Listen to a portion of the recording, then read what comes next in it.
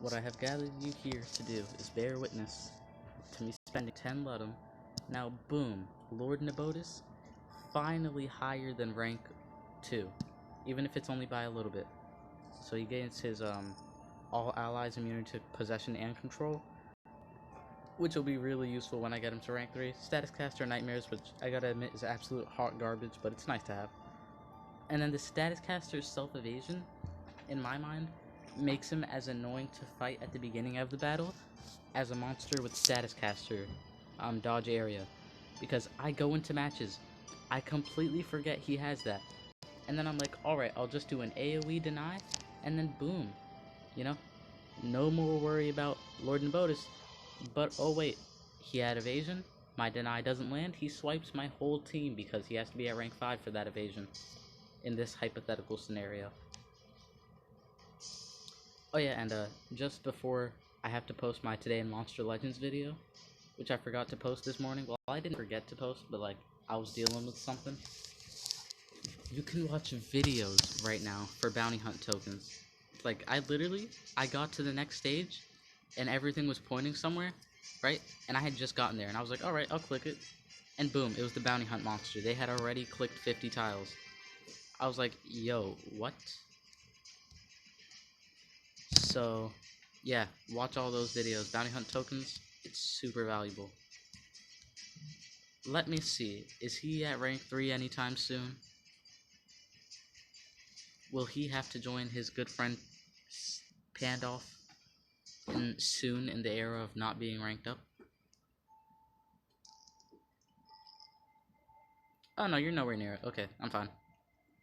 Get more nectar. I have over 1,000 nectar, but I'm really not sure if I should go on a spree, and if I do, who do I spend it on? Like, it's always tricky, because I'm always like, oh, I could get this guy to rank 3 right now, but should I? I don't know, it's quite the dilemma.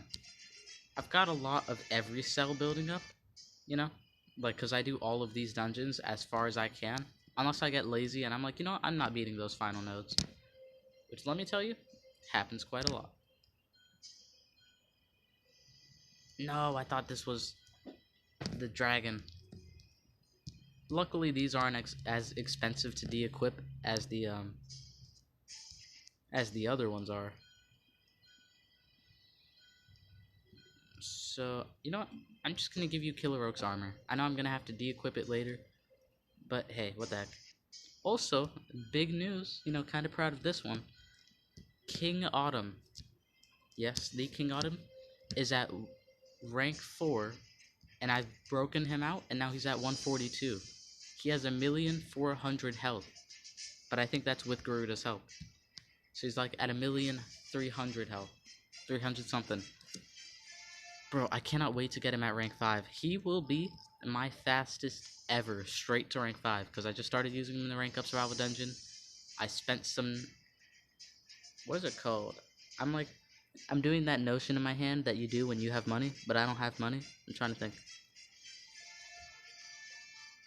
Nectar. Nectar is what it's called this season. My goodness, have they come up with a lot.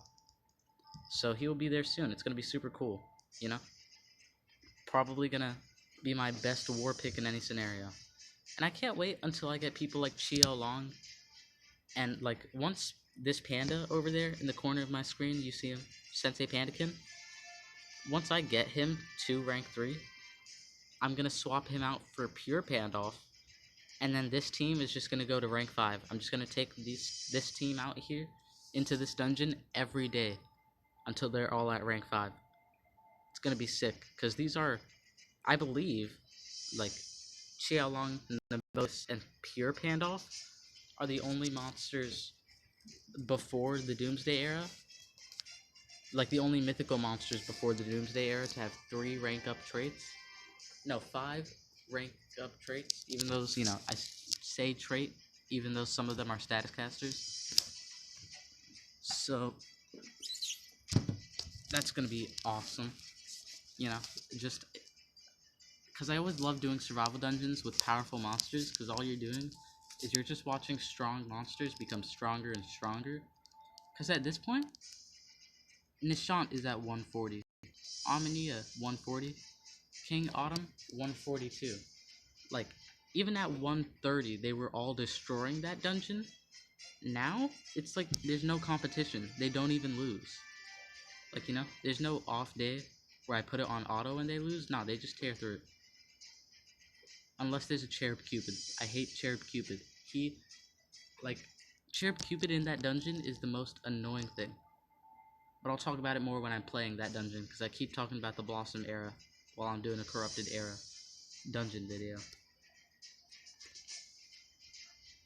Now, something I will say, I wish I could make a tier list on certain things, because tier lists are such fun videos to make, but I can't because I don't know how to make a tier list. I really tried a little bit ago to make a tier list of every single tier, Tails Mythic ever, and rank them, you know, because at the time we had our two very OP back-to-back positive effect removal denial monsters, and I was like, hey, these are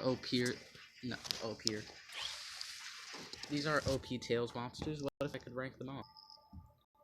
So I went to try and make one, and it was hard. It was like, it said do this, set this up, do you have pictures? And I was like, listen man, I was just trying to make an easy tier list on my phone. I give up. But maybe, you know, soon. If I'm sorry for that. If any of you guys made a tier list, I would like for sure try it out. Use it for a video if you guys were okay with that. So, Pandakin is getting some levels, which this is the perfect example of a monster that in my book doesn't serve too much purpose other than a cursor or maybe a one-shot denier, so you give them team speed, you know?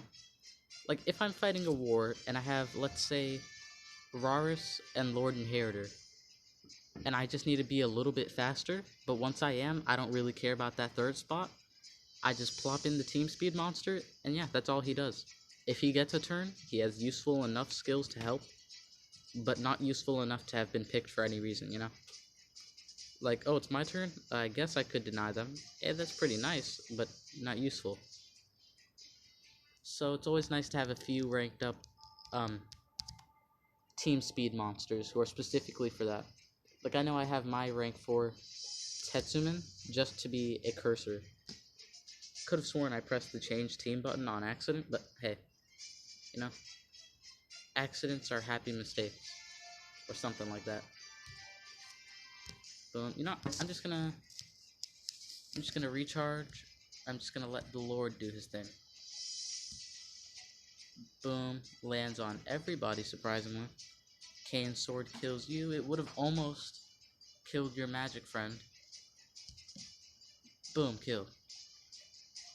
You gotta love that. So, the Lord... Oof. Doesn't get me too far. And then I tried for the trait disable. Doesn't... What? I didn't even know I still had that Mega Freeze stored up, but it would have been really nice. Pure Fury. That was a sick animation. I really should have paused it. Please, no more days. Okay. Kill you. Then next turn. Well, actually. Ignorance is bliss. You guys' OP effect is gone. You...